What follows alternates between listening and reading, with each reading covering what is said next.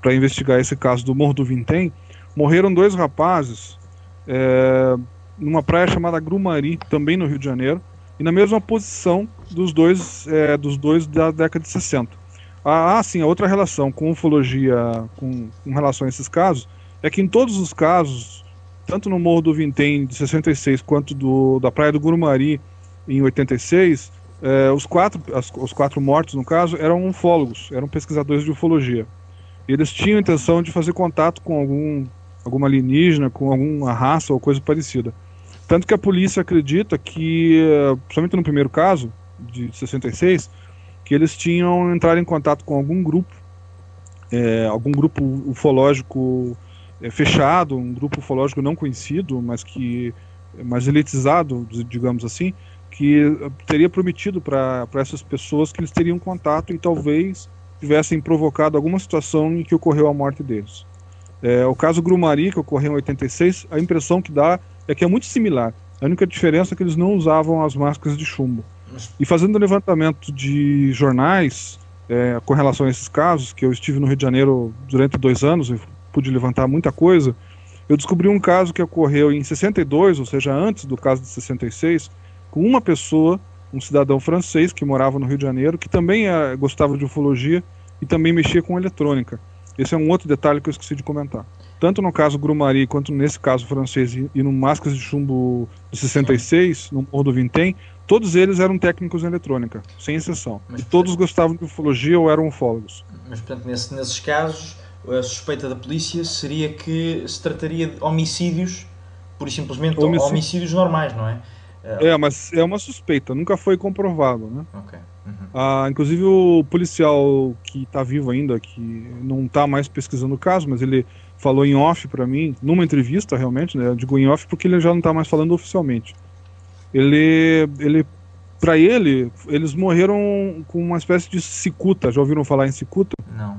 É um veneno que é difícil de ser detectado em laboratório. Ele acredita nisso. Ele acreditava que eles teriam morrido mas não falava, não dizia se teria sido suicídio ou se teria sido homicídio. Não, isso não tem como afirmar. No caso de 66, os dois rapazes que foram encontrados lá, depois que a polícia levantou toda a trajetória do caminho que eles fizeram da casa deles até o local onde eles morreram, tem um intervalo de 20 minutos que eles não conseguiram descobrir onde eles estavam nesses 20 minutos.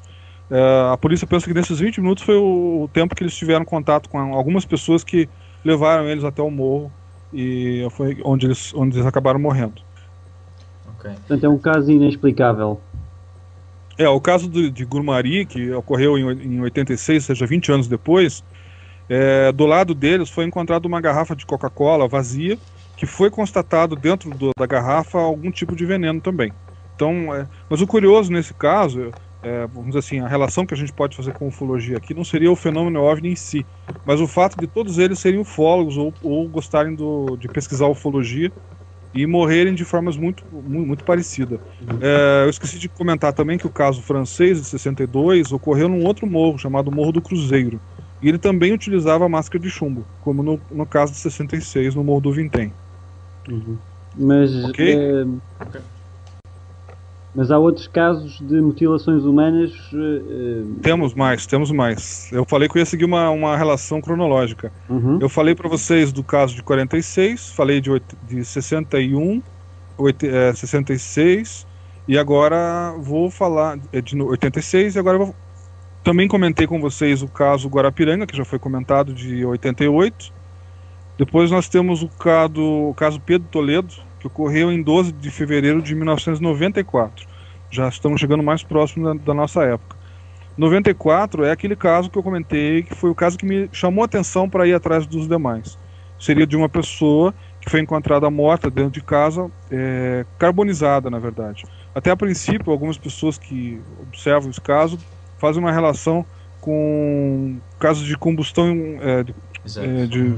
combustão espontânea. Só que os casos de combustão espontânea geralmente são encontrados as extremidades do corpo da pessoa e o resto vira cinza. E nesse caso não, a pessoa estava queimada inteira A roupa dela, você consegue ver a cor da roupa, é como se a roupa não tivesse queimado direito, mas ela está totalmente queimada, totalmente carbonizada. O caso dele aconteceu da seguinte maneira: ele morava sozinho, era uma espécie de, eu não sei como é que você chama em Portugal, aqui nós chamamos de caseiro, que fica cuidando da chácara pro proprietário. Sim, sim. Também é o caseiro, tenho a impressão que também se usasse essa expressão. Ele trabalhava como caseiro, ficava cuidando de uma chácara, e o proprietário da chácara, quando chegou na chácara e chamou por ele, não conseguiu ouvir. Ele morava numa casinha pequena a gente chama aqui de pau a pique. É uma casa feita de barro com madeira, batido à mão. Por isso que eles falam de pau a pique. E esse cidadão, ele conseguiu ver pela vitrine, tinha uma janelinha pequenininha, ele conseguiu ver pela janela que o cidadão estava morto, caído no chão. Então ele nem abriu, porque a porta estava trancada por dentro.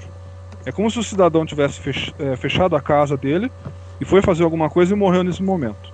Quando a polícia chegou no local, eles encontraram também, eu esqueci de comentar, além desse cidadão morto, tinha alguns animais que também morreram, de forma muito similar. Eram idênticos, na verdade. Do lado de fora, eles tinham 4 bezerros, que estavam a cerca de 40 metros de distância, que tinham sido mortos, queimados também. E em volta do corpo tinha uma espécie de uma mancha branca, que a polícia, infelizmente, não fez coleta para fazer análise, para ver o que era aquilo. Perto da casa tinha uma galinha com alguns pintos, também mortos da mesma maneira, queimados, com a mancha branca em volta.